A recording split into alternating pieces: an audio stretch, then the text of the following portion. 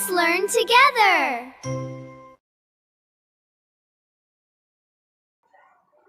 आज आम पढ़ेबा वाक्य। वाक्य कौन? आम आगु शब्द पढ़ी एबे वाक्य केते गुड़िया शब्द को जदि ठीक अर्थ प्रकाश करुथुब जो उक्ति मनर भाव को पूर्ण रूपे प्रकाश करे आमे ताहाको वाक्य बोली कहि थाउ। मनर भाव को पूर्ण भाव रे प्रकाश करे। मु गोटे कथा कहूँ माँ रोसई करुछंती, माँ रोसई करुछंती। एटा गोटे वाक्य होला ना नहीं कहले तुमे माने एटा गोटे वाक्य होला ना। माँ रोसई करता, माँ गोटे शब्द, रोसई आउ गोटे शब्द, करुछंती आउ गोटे शब्द।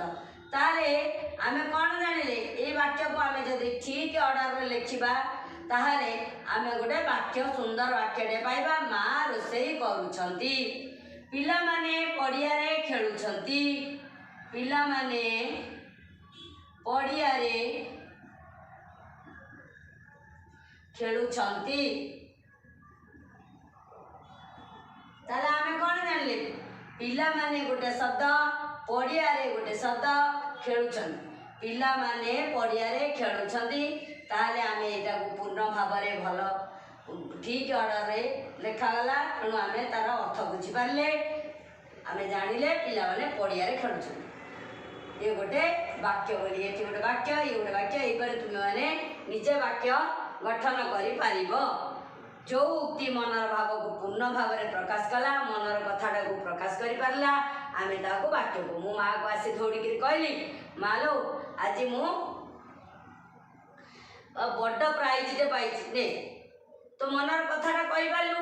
तेणु से गोटे वाक्य हला।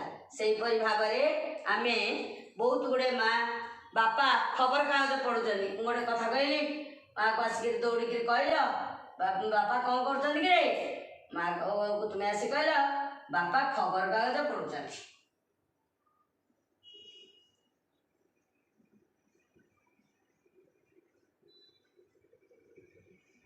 एथुर आमे कौन जानले बापा खबर कागज पढ़ुचंदी गोटे पूर्ण वाक्य।